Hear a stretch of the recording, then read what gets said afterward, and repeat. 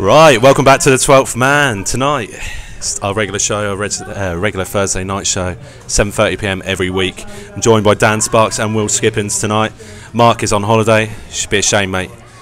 How many weeks we had this going for, and you just leave me in the lurch. Don't know where he is. Haven't heard from him. Could be dead for all I know. But you know, maybe he'll be back next week. We'll see. Yeah. But he'll need to grovel to get his seat back. You know, Dan, you've taken over as the new stalwart of the show, right? Tonight we're at the Golden Hind under new ownership recently, so yes, worth a crack coming down. Number of live events coming up soon. We've got the voice karaoke at the moment. It's every Sunday night. I heard that's got quite a good number of people coming down. So if you love a sing song, definitely come down.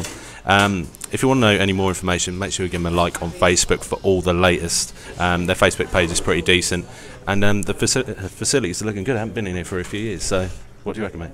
I haven't been in here for a very long time. I thought I was going to have to wear my anti-stab vest tonight, but it's actually been all right. Yeah. A few rum old sorts, but that's what you get down here, this neck of the woods. And that's just you we're talking about, isn't it? The landlord's a nice bloke, isn't he? Yeah, nice yeah. And friendly. Nice and friendly down here, and definitely come down again. Yeah. Will, this is probably the first time for you because you weren't allowed to drink last year, so. No. But anyway, let's get into the headlines. So yeah, since our last show, Town beating Roadshow 1-0 in League One last Tuesday. Lovely cold night, weren't it, last week, mate? Yeah, freezing. Freezing, yeah. Helpful Bob. A lot of fireworks, yeah. Bovrils, Bovrils came in. Drew to Lincoln in the FA Cup on Saturday, and then lost 1-0 to Collieu last night. We got a contrast. Obviously, you came with me to Roadshow, didn't you, mate? You went on Saturday to the FA Cup game, and I was the only one in attendance at Collieu last night. No surprise. But we'll get onto that in a little while. Just a quick update. So I was there on yesterday.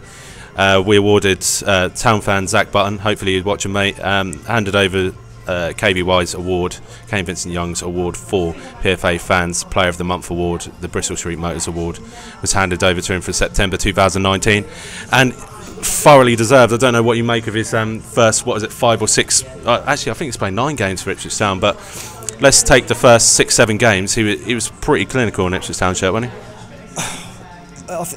He's been one of our probably the best right back we've had in many years, and that's just in 6 or 7 games. The way he gets forwards, he's just brought so much attacking flair to that right hand side.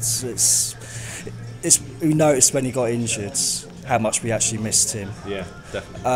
And even like we talked about Southend the other week, you know, he looked off the pace and things like that, and hopefully he's feeling fit and ready to go because we're going to need him. But he's been brilliant, he really has. He reminds me of Fabian Wilness, the way he bombs up the bit of Guston and Beak as well, if you guys remember him, and love him. Yeah.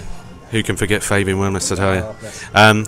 Well, that's well before your time, mate, but what do you make of Kane Vincent Young in the right back, so you have seen whilst you've been Ipswich fan? Yeah, well, he's the best right back I can really remember since kind of going to Town games regularly. Like Dan said, gets forward really well. He's got loads of flair. He's the sort of player you can kind of imagine, kind of like Gar, but you can imagine him kind of playing anyway down that right side. If he needs to, he could play kind of a right middle, right winger role, because he has got that dribbling ability. You know, he showed that at Tranmere. He took on 4 or 5 players and just went through all of them like it was nothing and bent it in the bottom corner. Like an absolute ghost, when he just straight for it. What goals of the season for me so far? I mean, that Garbutt free kick against Tranmere. If that was in the Premiership or anything like that, everyone would be spunking over that. But because it was in League One, it kind of got forgotten. But it was the team goal. It was like 3 passes. That's all it was, pretty much. For it was actually the holy goal kick, wasn't it? That everyone was like, "Oh, what's he done there? He's kicked out into nowhere, and he's picked up the ball." And I tell you what, people make a lot. There was a big deflection on that goal, but I tell you, the skill that it took to put that ball in the back net. No, you're absolutely right. It's a tremendous goal. It really was. If you wouldn't have got that goal from that, you'd have felt like you'd been hard done by to run down, like pick up that really bizarre goal kick. Whether he made his go there, it was slightly misplaced, I don't know, but to pick that up in a really wide position, be able to cut inside, take on half the team and get through a ball, that deserved that goal, regardless of the deflection or not. Really. I saw him in pre-season, and to be honest, didn't think much of him. To be honest, I remember the pre-season game where we spanked them 5-0, and everyone mentioned him, and he didn't stand out for me, but he's come. I'll be brutally honest, I was thinking exactly the same when I went up to Colchester. In the summer we obviously won 5-0. didn't rate him at all. No. Didn't think anything of him, and I think it's just that jump up that gives everyone that bit of spike. But we'll get more onto KBY in a little while. ITFC women have cruised through to the second round of the FA Cup with a 5-0 win over Basildon. Obviously, league rivals in the FA Women's Second Division, I think it is this season. Playing some absolutely frightening football this season. Boys, I don't know, you've been down to one, haven't you, this season? I've been down to one. Have you been down yet, Dan? To my shame, no. Mate, you need to get down there. You need to get there, honestly. If you haven't been down to watch the women this season, please get down there while you've got a chance, because the next season they'll be selling out. They're that good. The under-21s have come through quite rightly from last season. They had a complete change in the squad, and they're playing some absolutely fantastic football at the moment. So if you're not down there at the moment, get down. I promise you, you will not be disappointed. Sundays, I think the kick-off's been moved to 1 o'clock due to daylight saving, I think. But I don't think they're at home at the moment. But into the next round of the Cup, they could get anyone. Could have Arsenal, could have Man City, could be away. You know, that'd be a decent one. And it's not just the blokes that are playing the FA Cup. Well, they're still going through. They're going through the second round anyway. But Town's stance in itself, from a men's point of view, hasn't changed on the FA Cup. Apparently, a 63% confirmed that they would love Town to go on a cup run, despite league form surely taking importance. Now, from my point of view, because we cover every game, or league game anyway, let's go from that point of view. Because of the cup action, it's kind of making it impossible to commit to everything. And I can see from a squad point of view where that puts Ipswich Town. Now, we're obviously concentrating on the league. That's, you know, there's no question about that. We'll get more in depth about what happened at the cup games. But as a fan, would you like to see us go on a cup run personally? Start with you, Dan.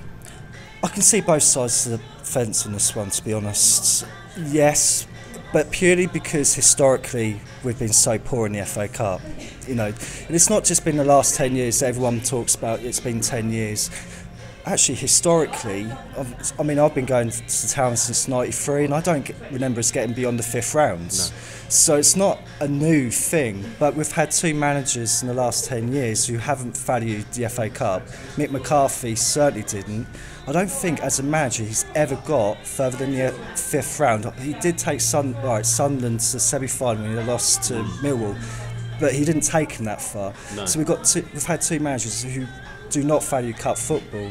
I think as fans, especially during the McCarthy era, we wanted an FA Cup because the league was boring. So we wanted a bit of excitement. But this season, it's different. The league has to be the priority. It is top priority, number one. We have to go up for so many reasons, financially. Yeah. And what's this, you know, could we lose Lambert if we don't go up? Would he stick around? I mean, good question, because a lot of people would see the work that he's been doing, and this is where I was going to lead on to you now, Will. Is obviously Paul Lambert. You know, will he be looking at his squad now and thinking, "Oh yeah, we'll take the FA Cup game, we'll go and win," or is he gonna bring in youngsters, he's going to bring in players that haven't been playing, and give them a chance to actually, you know, produce some kind of football? There's some players that have stood out for me that I'm going to bring up. But what do you think the manager's point of view is towards the cup? It's interesting because obviously the Carabao Cup's a different competition, but that Luton game, he basically said he doesn't care about it, and you know, he was quite happy to bid that game off. The FA Cup's obviously a different competition. It's got a lot more history. It's got a lot more meaning to it domestically. I think really most of our squad is good enough to win a game in the FA Cup. Like, even if we do drop down, even if we do call on like second choice players, they should be good enough to be grinded out results really at the first round of the FA Cup. We have arguably got a little bit of a rough draw against a team in the same league as us, whereas some League 1 teams get in League 2 conference teams. But it's still like, I mean, it's hard because Lambert obviously wants to win games. That boosts morale, that gets the team in the right frame of mind to keep winning games. Yeah. But you've got to think of fitness, and you've got to think of that their first team, the first choice players. Like, League 1's got so many games in it. You've got obviously the League Cup, the FA Cup, and then you've got the added EFL trophy. So that's another competition to go on top. So you're getting game on game on game on game. Yeah, we're probably looking at playing more than 60 games this season, which is just outrageous. I mean, at this point now, we're sitting in November, we've already played 20 games. Yeah, and that is crazy, and that's because of obviously League Cup. And then the leasing.com is the one that piles up all the fixtures, isn't it? I mean, we could potentially play up to 60 games, providing we go further in the FA Cup and the Leeson.com. I get the squad rotation, and look, these are good opportunities to get some of the lads in that wouldn't necessarily get a chance. I always remember David Moyes saying when he was at Everton, youngsters lose 2 points. Yeah. And at the time I thought, that's a bit harsh.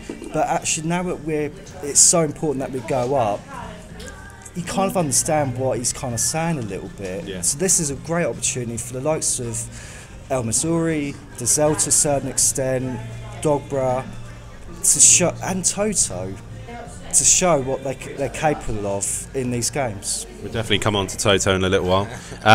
My quick question, boys. If you had to choose a priority between the Leeson.com trophy and the FA Cup right now, whilst both hang in a balance, what would you choose and why? Thanks. The FA Cup trophy's got all the history, and obviously we have won it once before, but realistically, how far are we going to get in that competition once it gets to the third, fourth? You do never know, and I'm not saying we couldn't go far in it. We might get to the first round. We might qualify. The EFL trophy is the one that we can win. We are, I mean, at the moment, we are theoretically the highest ranked team in that league, being top of league, the highest ranked team in that competition, being top of League One. Yeah. It'd be so nice to see us be able to lift one, if not two, trophies at the end of the season, be in the league as well. So, although the FA Cup, I absolutely love it as a tournament. I think it's got a great history and a great meaning to it domestically. But I think this season, the EFL trophy is the one we've got to push for, just because we can win it. Yeah, completely agree with that. What are you going for, Dan?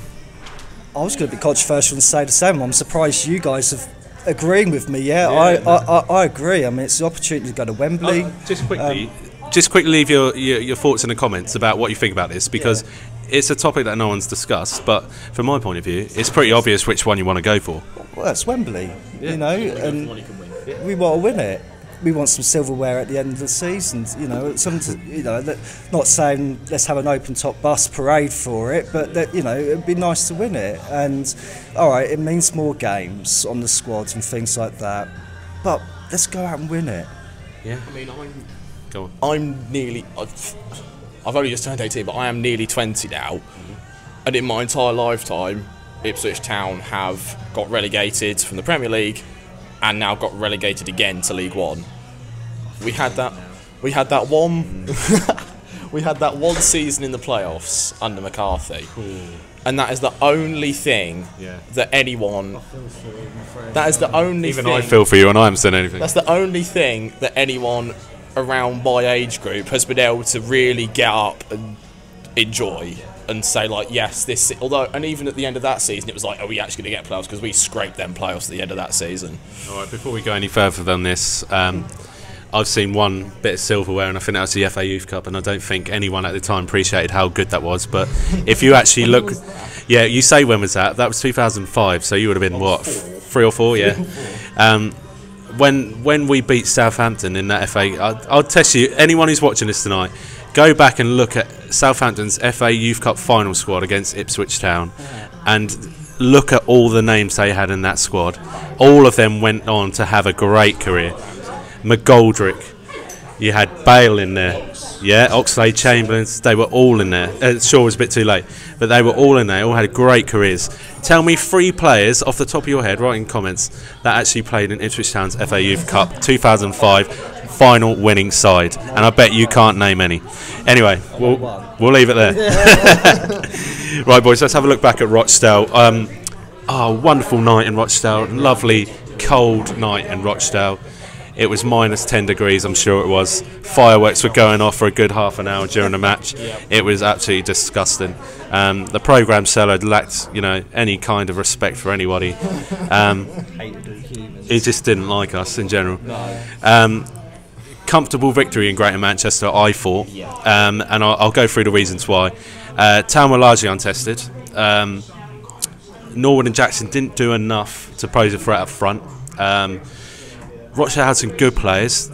Heavily impressed with their 17-year-old Luke Mattison, who's just signed a 3-year contract. absolutely incredible. He's going to go far, and mark my words. And we'll get on to what you thought about him in a little while. But Danny Rose scored his first goal, and it couldn't have been at a better time because we didn't look like scoring in that game at all, did we? Yeah, it was a bit of a nothing game up until Rose scored. I mean, you got to say we had the better of the chances, and they were largely half chances. The defences on each side generally managed to nullify each side's attack. Like you said, Nord and Jackson looked a little bit lacklustre that game. They weren't really driving. Nord wasn't really holding the ball up for Jackson as well as they normally do, linking together. Yeah. So, but that's going to happen, and, we can't always rely on them to score all the goals for us. No. So the fact that Danny Rose now got his first goal and showed that he can chip in with a goal when we need it, or possibly could chip in a goal when we need it, it's a good sign that the whole squad is willing to put their shift in to push on through the league. It definitely shows that, for me, coming on to these other two games in a minute, but for me it shows what our squad is, what our 18 is, who those players are going to be week in and week out. There's one thing that bothers me, Dan, and it's that Edwards and Garbutt are operating in a 4-4-2 at right back and left back respectively. Neither, and this is a stretch for Garbutt's not a left back in any way, shape or form. We are playing in a team with two defenders in a 4-4-2 essentially, and we're not being tested at the back. What does that say about League One? Well, excuse me, it shows, the quality in League One is pretty appalling, really. It's crap. When I saw the team sheet, I texted my man and said, so we're basically playing a 2-4-4 at times. And I watched the game on iFollow and things like that, and it just, Edwards, bless him, he's not a right back. He really isn't. He makes silly fouls and things like that. Garbutt, I think we can get by with him playing at left back, don't get me wrong, but when we're playing a 3-5-2, I worry about him more for some reason. But in the 4-4-2, I'm okay with him at left back. But Edwards, no, it's got to stop. He can't play there for me. This is going to lead on to another argument in a minute. Yeah, it's going to lead on to another argument in a minute, and it will become more clearer when we get to Lincoln and Colchester games. But leaves us top with a game in hand at this moment in time, 33 points. Three of the current top 8 we have to face in the next Saturday, in the shape of Blackpool, Wickham and Coventry. The rest of the first team has had hold on. So the first team have had a rest, surely on the promise that they're going to be playing in these next fixtures. You'd expect them to come back from all that time off and play at least Saturday, Tuesday next week, wouldn't you? I bloody well hope so. They've pretty much had 3 weeks off. Yeah. You would hope. One of my concerns has actually been when you've had such a long period of time off, is your match pitch, your match fitness going to be that sharp? Your match pitch is going to be sharp. Shut up. You know what I mean. Are they going to be that sharp? Yeah, they're going to be fit, but it's different, and form and consistency. I think the stop-start, I don't think is helping our team performance as a whole. I think as team performances at the moment are a bit. I think that's the reason why we can't get out of second gear, and it's so frustrating. You go every week, and you expect to go to a place like Roadshow, and mate, they didn't give us any problems at all. Why were we not going out and battering them? It's that consistency thing.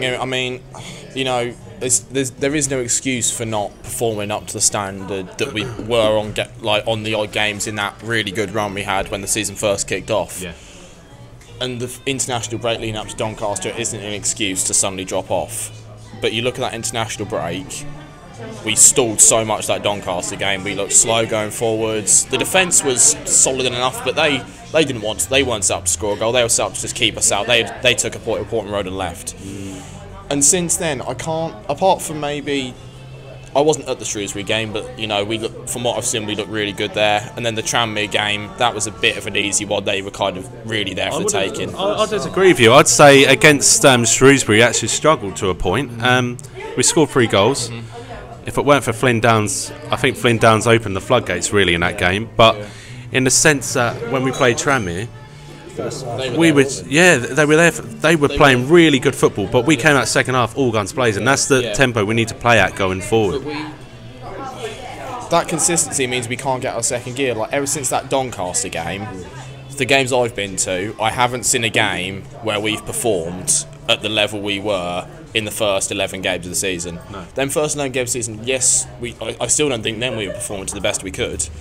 But ever since that, these international breaks, and you know, everyone says, oh, it's not an excuse. It's not an excuse, they're right.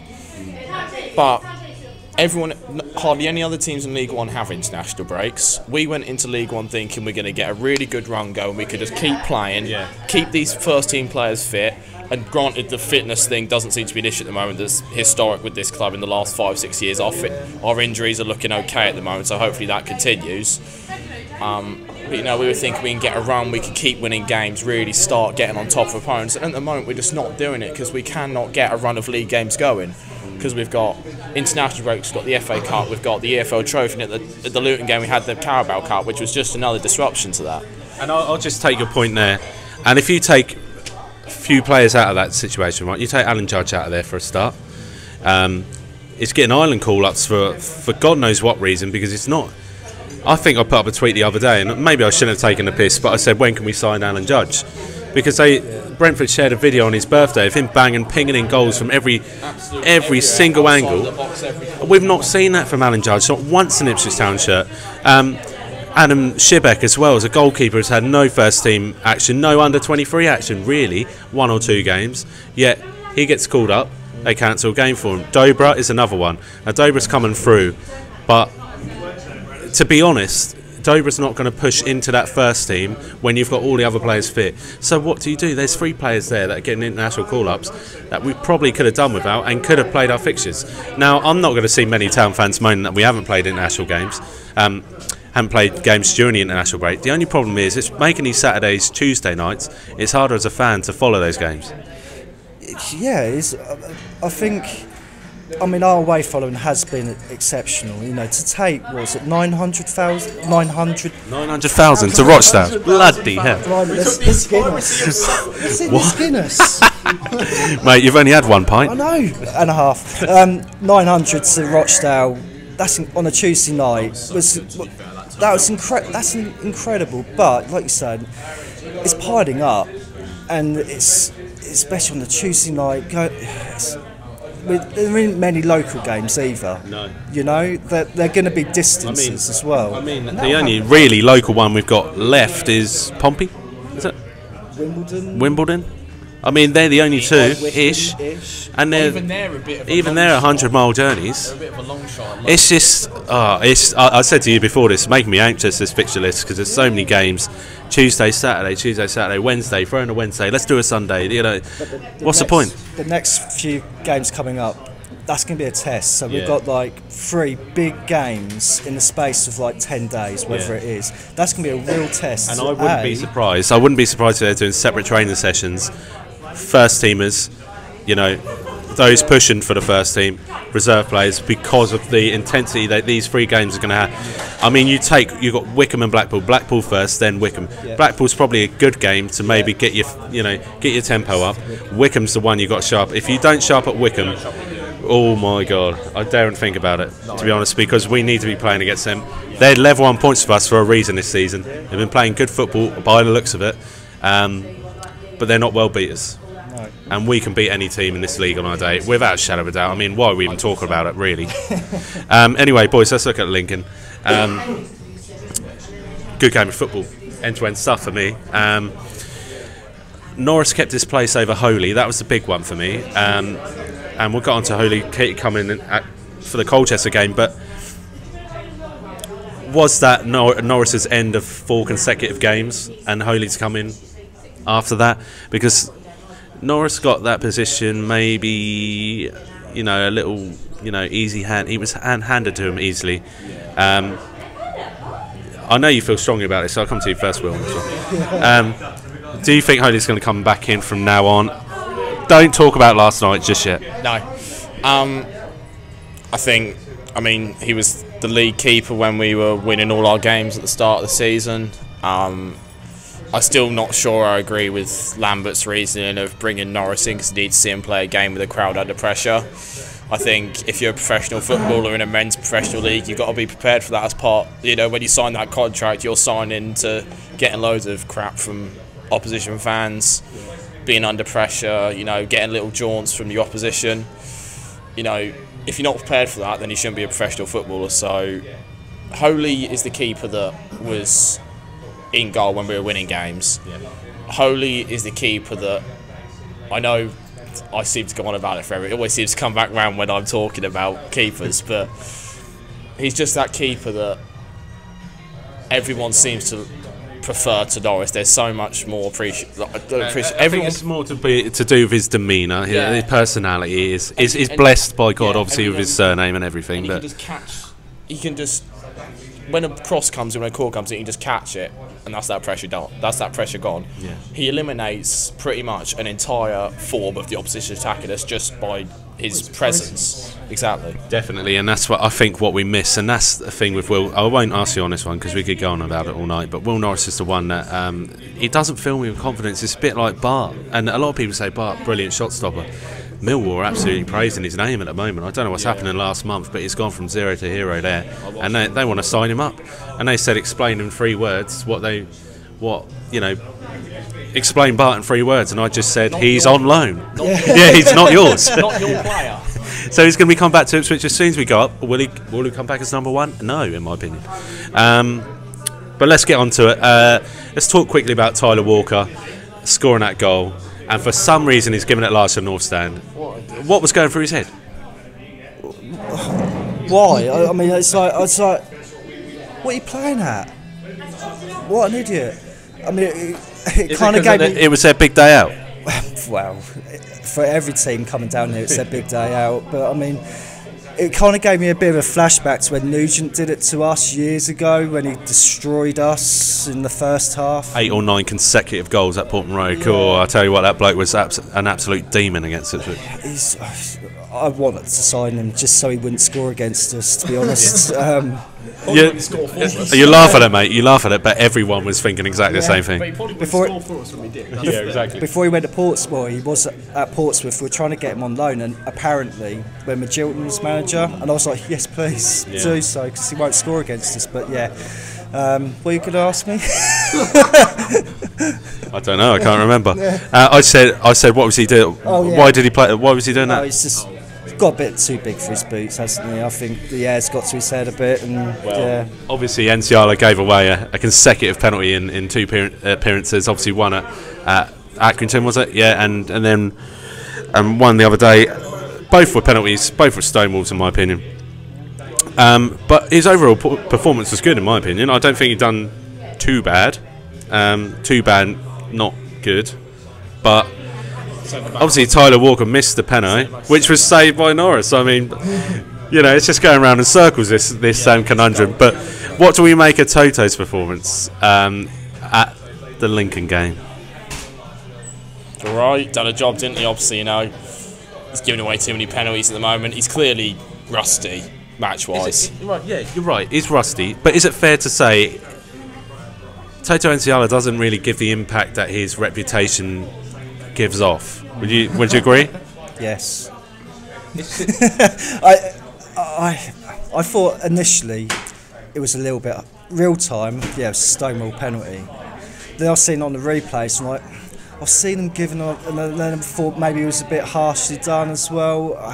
I don't know, but there's something up with him at the moment. I don't know what it is. I think the thing is, if he had pre-season in Germany and things like that, he was able to complete it, and he was fit and things like that, he would be probably a regular in the team, and he'd be formed, and we probably wouldn't have gone on to sign people like Wilson and so forth. We maybe gone on just for backup, but maybe not having pre-season and starting the season hasn't helped his mindset. I don't know. His confidence, he doesn't. To me, I don't think he's. My best mate's a centre back, and he says to me he doesn't look confident. He does look fragile over his next move, and I completely agree with that analysis of it. Let's get on to Dazelle. I know we were going to pick up on this last week. Dazelle seems to be drifting in and out on the side as and when. He could be a first teamer 1 week and then a reserve player the next. It's really puzzling. He scored. He popped up with a goal in the FA Cup. Yep. Fair play to him. But did he mean to do it? Firstly, So no, you could say it's a great finish. You could say it was something for the people that stand at the back stick. But then you look at them people at the back stick and they backed away from that cross-come shot as it was going in. They don't go for that header. They're backing away from it. So whether they wanted to go for that or whether they knew he was going for goal or something like that, but it's a weird one. Yeah. Personally, I would say he did mean to do it. And just let us know in the comments what you think about this one. But Dizelle, is he a first-team player for you? And did he mean to score that goal on Saturday? Because, by the looks of it, his celebration was pretty muted, wasn't it? Yeah, it was. But also, we're trying to win the game, weren't we? So it was just... But were we? That's the next question, Dan. Where are we trying to win that game? I want to know what you think about that. Lots of questions tonight, but I'll go on to this one. Did we need a replay? Because I can tell we wanted something out of the game, but was it a win? I don't think it was. We'll get on to the repercussions of that, but it looked as though we were playing football. Yeah. But it certainly didn't come across as the kind of football that would win a game. And they had some good chances towards the end of the game that they should have finished off. Yeah. I mean, if they scored the penalty, it was game over. I mean, it was an appalling penalty. Yeah. I mean, Norris should have saved that, and he did. And it was I laughed my bollocks off when he just screwed it wide afterwards as well. Like, but they had some really good chances towards the end. Yeah. They really did. And yeah, maybe you're right about the slight conspiracy where we're trying to. I mean, we didn't look great towards the end. Even when we scored, we didn't look great. No, we didn't. We didn't. Insult to injury now is that obviously from that game, if we've got a replay, we've got to go up to Lincoln more than once this season. Not something anyone would really desire on doing. We've now got to go up there, relive obviously the nightmare from before, the last time we replayed him, and then even if we get through, we've got Covpot in the cup. And then we've got to go to them the following weekend. I mean, it's an absolute nightmare. What is going on this season? And I don't want to replay it. I don't want to play anyone more than once this season. Let's be fair. Especially Coventry. Yeah, especially Coventry in Birmingham. You've got to travel further. Yeah. It's frustrating. And I'm sorry I'm coming across really frustrated. It's because I am. All right. Let's get on to Colchester. Yeah. Well, no, we're not on to that yet. We're not on to that because we are now going on to the leasing.com trophy, and obviously it was Colchester. Their clash was an absolute dead rubber. Thought I'd have the day off, probably. Yeah, it was their cup final. Probably a similar situation with the Lincoln replay. I don't think I'll be going to that one either, because the league is entertaining enough. I don't need to go to cup games. However, opportunities scuppered to guarantee a home fixture in the next round, so I probably would have gone if it wasn't away. Town can play any of the following in the next round. It's Portsmouth, Brighton and Hove Albion under 21s, Walsall, MK Dons and Peterborough United, whilst Exeter and West Ham United under 21s are fighting for the final spot in the tournament knockout stages. Lost the game, but what can only be described as the flukiest goal I've ever seen in my entire life. And that counts school football as well. Because that strike for, I can't even remember his name, the left back. Clapping, was it? Clamping. He was clamping down, I'll tell you. He absolutely smashed that. And people behind me, especially some guy called Tom Whitby, I think his name is, he was shouting, why did Holy not get to that? He said he's 6'9", he should have reached that. I'll tell you what, Holy had every right to be off his line at a moment in time because we were advancing into their half. Every keeper would have got caught off guard there. When you go from a corner, say that again. When you could watch any league in the world, once a corner's gone, they run to the edge of the box, throw it, kick it out, and they stay on their edge of their box to keep their team pushed up. Because obviously if they drop back, the defence will follow them back, the midfield, everyone will follow the keeper back. That keeper's got to stay pushed up.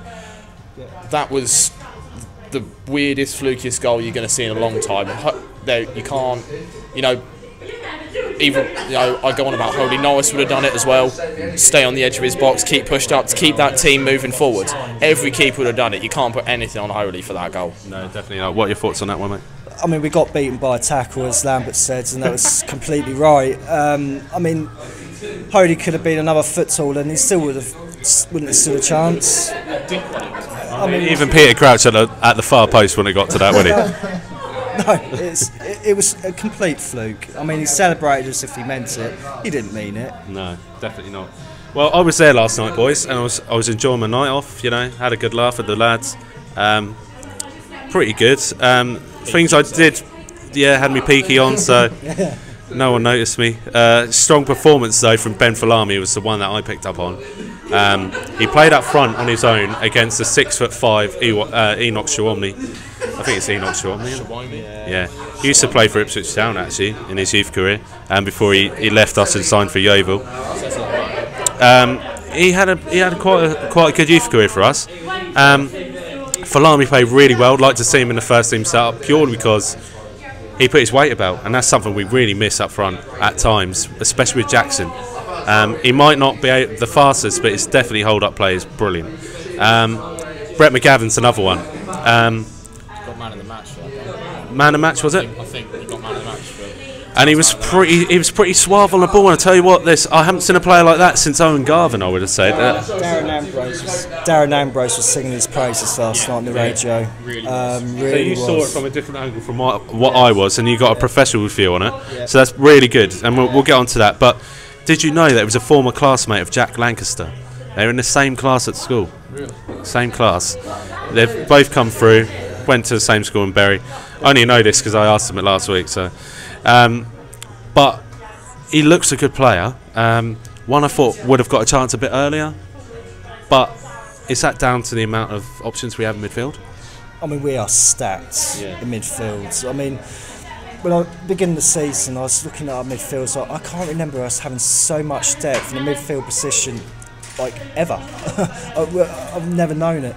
But then I was thinking about today, when we don't have Scoos and Flynn, we seem to struggle a little bit. So we do rely heavily on those two boys. We do. Everyone's sort of like, well, Hughes is getting match fitness. How much more match fitness does he need? Yeah. He's been getting match fitness since Luton. He's been getting match fitness. So I hate to say it, but I'd love to see a midfield of Hughes, Scoos and Downs on one match day, just to see what happens. I still think the future is Downs and Nolan as a midfield pairing, and I hope that we see some of that in the future. I really, really do. Look, I mean, there's no reason why the Stag can't push through. Really can't. If, God forbid we get some injuries or anything like that. I've said it now, haven't I? But Downs out for the season. I can see it coming down. Please no, please no. But we're talking about midfield options. We had 3 youngsters come off the bench. Tommy Hughes obviously come off as an attacking midfielder. Liam Gibbs, from what I can make out, is an attacker of some sort, but more midfield based. And Chawanda Chiriwa is another 16-year-old. So Liam Gibbs and Chawanda Chiriwa, both 16 years old. Both younger than you, mate. Doing much more than you at this moment in time. Made brief cameos. So brief, they didn't even touch the ball. Disappointed in that sense. The game was already over. Why not give them a bit longer? But they've earned their chance, haven't they? That's what we're saying. They're coming out. They've earned their chance to come in. Is including youngsters a testament to their hard work? Do you think? You don't get a chance. I mean, I know it was a cup game, not a league game, but you don't get a chance to the first team if you haven't earned it. Obviously there'll be communication between the under-21s team with the first team management lot, and they'll be communicating, saying who they think's ready to possibly take the step up, who's still got a bit of work to do, who's not there. Yeah. And Grant, Chiwema is his name. He's only 16, but Chiwewa, he's only 16, but if he's he's only 16, but if he's there and they think he's capable of, producing odd spells on a first team pitch, then you got to give him that chance. They're not going to bed into that first team. The earlier you can bed them into first team football, you could only think that's going to be better for them in the long run. Really. Lambert said they didn't show fear in their game. That's a good quality to have at that age, and they deserve a shout. Would you agree with that? Oh, absolutely. And I think at that age you don't really show any fear. You just go out there and you've got nothing to prove, and you just want to go out there and prove a point. And I think it's a testament to midfield. We bring so many good quality midfielders through and attacking options in the last 10 years. It's a testament to our academy. I just wish we had a few sort of centre backs coming through. We mentioned that the other week about our centre backs options coming through. We are doing great, and good luck to the lads. I kind of hope they will go out somewhere on loan or something like that in the future. and then come back to us like Wolfie's done this year, and it's been brilliant because, like I said last week, him going to Swindon has served us, leaps and bounds this year. It's been brilliant. Absolutely solid at the back. Talking about players coming in, players going out, we've had a player coming on loan that I'm just completely unimpressed with, and I'm going to say it now, guys, and I want to know your thoughts about this one. Anthony Giorgio, Dimitri, as you might know him from the channel. He plays like Dimitri, I'll tell you. Completely unimpressed, and I'll give you my reasons. Right, the guy operates as a left winger. Can't cut inside, can only go round the outside because of his inability to use his right foot. So left-footed that he's got no place in the modern game, in my opinion. Tottenham have sent him out at 23. He is on the last leg of his youth career with Tottenham. He won't go anywhere else after this. He'll have to go for a permanent move. Some would say that this is the move that he'd expect to get permanent out of. He's got to do a lot more, in my opinion, before it gets to that. Supposed to be the left-footed answer to Cristiano Ronaldo with the skills that he deems to possess. But I tell you, last night, in that Leeson.com trophy, he tried a bit too much skill and it didn't pay off. I'm getting a bit frustrated, and every game it seems to be everyone shouting for Georgie to come on. Is that purely because he's a twinkle toes? Because I've not seen anything that gives me any idea that he's good enough a player to actually put in a performance that'll win us a game. Let's start with you, Will. 100% he's a twinkle toes. I mean, I can't remember what game was it he came. Was it the Doncaster game? Wimbledon. He came on at home, and to be fair, we were really flat in that midfield, and he came on, and everything he done, you say he's twinkle toes, and that is annoying. But that game, I thought the skill he done to get round players. Right place, right time, wasn't it? Yeah, right place, right time, and he was brilliant that game. But he just offers. He does it. He does all the work in the midfield, but then just doesn't go anywhere. Whenever he gets the ball, you're just like, well, this attack, he's going to go around the outside, but they know that because the coach have done their research on him and say he can't cut inside, so just try and get him on his right foot, and he'll be stuck, and he'll have to go backwards. Yeah. He's clearly got ability on the ball, but until he can use that right foot, he's not going to go anywhere. And he's the same sort of player as Garbutt, can supposedly play anywhere down that left side, from left wing down to left back. Yeah. You can ditch Georgiou. Garbutt can play anywhere down that side any day ahead of him. I don't care what anyone else. In my opinion, I don't care what anyone else says. Just put Garbutt on that pitch. You can drop Georgiou out of the squad, out of the subs. If Garbutt's there, then I don't have a place for Georgiou. Where I'm coming from now. The angle that I'm coming at is that some players are suffering because Georgiou's getting too many chances to impress. Now, mine would be first start Dobra. I know he got a red card. It's not been available. But the other one would be Kenlock. Now, Kenlock, in the last two games, Lincoln, fairly impressive. Last night, astounding. He was at the heart of every single attack last night, and you can only blame the people that were in the box last night for not finishing, because he'd put it on a plate so many times. He was taking every player on, and a lot of people get on his back because he's an easy scapegoat, because he's a youth academy player. And I've been guilty of that in the past, getting on his back. I think he runs like a pigeon and things like that. But actually, the last few games he has played really well, and he has got it in his locker to put in a really good cross and things like that. So I'm pleased actually that he was given a chance, and that's the beauty of these games, that he can come in. Players like him, that whole back four, to play 2 games together, 2 consecutive games together, and for Kenlock it works. For me, it's consistency with him, because when he plays regularly and consistently, you know what I'm trying to say. Thank you. He can be really effective. Yeah, really can. Another one that we haven't mentioned, come off the Giorgio one completely, Donassin. I know you'll laugh at this, but 2 consistent performances against Lincoln and Colchester, and whatever the opponent, in games like that, you've got to take your chances. He's not done himself any wrongs. He's played really well. And at times last night, he was carrying the defence, I would have said. Both of them have put in really good shifts at right and left back, and I would not be surprised if that shows us another mix-up in the thing. Whilst we're waiting for KVY, whilst we're tinkering around with that left back, left wing position, those 2 players will come in, and I'll be absolutely fine with that. Fullback for us has been a scapegoat position for years, namely Ludson and Spence. have just been players. When we lose games, we could just fall on the fullbacks and go, they were rubbish, because they were players that frustrated everyone. Knudsen arguably was the better of the two, but neither of them were good enough consistently. I took that away from your mouth when you said Knudsen was the better. Oh, I'm sorry, look. What do people think about Jonas Knudsen? Let's get out there as well. Another one for tonight. Jonas Knudsen went down in my estimations the minute he came out and backed McCarthy. That was a wrong move, and that was the end of his career at Ipswich Town.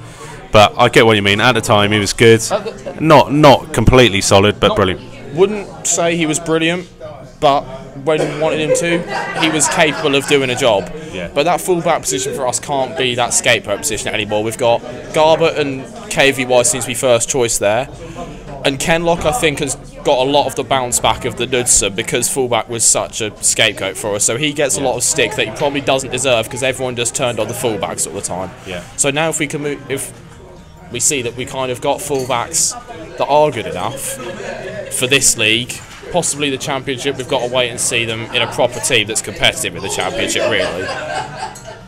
You know, we've got to not have a scapegoat position. Every club does it.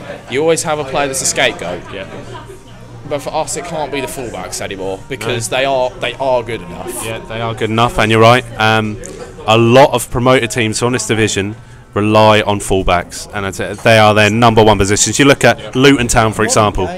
The modern game in general is relying on fullbacks. Look at Liverpool, the perfect example of two wing backs playing so brilliantly upfield, but so many, Chilwell doing it for Leicester and things like Ricardo at Leicester as well. My God, he's a good right back. Really underrated. Name me a side who's doing really well, who hasn't got a left back and right back. Name me a side who's struggling, who has done well with a left back and right back in previous seasons. You take Manchester United, who had Valencia and Shaw at a good time. They obviously haven't won anything, but they've at a good time they had them. You look at Tottenham, you look at Rose and Walker in their prime, how good Tottenham were, but they still didn't reach the Champions League final with those two players. It's interesting how it works out in the modern game. They're not there now. No, they're not there now. The question was that they're not there now with Tottenham. Granted, they are a Premier League side that is competitive in the Premier League with every team they play. But if a club doesn't suddenly go from where they were Champions League final to floundering mid-table, just like that, there's something weird. And we're talking about fullbacks, but they've been so central with Kane and Sod this season. Yeah. They haven't offered anything wide. And good teams now go down the wings, and fullbacks overlap wingers. Fullbacks arguably have the hardest job on the pitch because they have to overlap the winger, offer crosses into the attack, but then they have to absolutely bomb back to be able to help that back four. So the fitness levels they've got to be able to provide, the quality on the ball, and the defensive they've got to be able to do. They've arguably got that hardest job on that pitch, like work rate wise. 100% agree. Well, we'll leave it there, boys. Everyone, let us know what you think. Obviously, this is our channel. We're an Ipswich fan channel. YouTube have brought out a policy today that absolutely stipulates that you have to make sure that your content is either for children or for adults.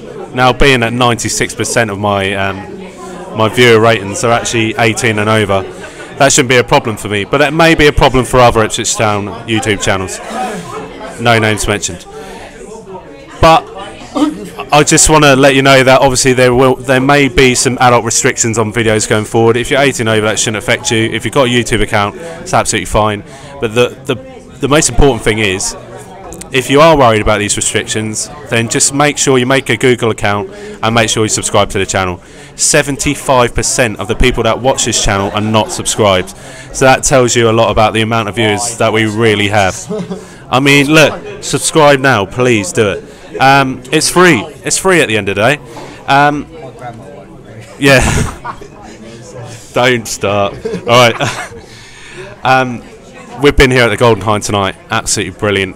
It's felt so at home, and it's a really good vibe. There's plenty of people in here. What is it? Wednesday today? Brilliant number of people in here, and they've got a load of load of stuff on at the moment. We've got Scarred for Life on down here, free entry on the 13th of December, Friday the 13th. Friday the 13th, that's not very good, is it? I'm going to have to check that one. But yeah, Friday the 13th of December, Scarred for Life are down here, free entry. And there's lots of Xmas and New Year's live music, as well as the karaoke on Sundays. So make sure you do get down here. We have a busy month coming up. I won't be at Lincoln next week, I don't reckon, but we may do the 12th man around the Lincoln game. We may do it live. We'll think of a way to get it going. I'll get Mark off holiday and get him back working again, see what he can do. Flying back. Yeah. Wherever he is. But Andy needs to come back from Thailand. I think he's in Bangkok at the moment. I won't talk too much about that. Singapore tonight. But our next fixture is Blackpool at home. Thoroughly looking forward to that. It's going to be a massive week, 3 games in a week. Yep. But Ipswich are going to be remaining top of the league, I'm sure about that one. Cheers for tonight, boys. But until next week, come on you Blues.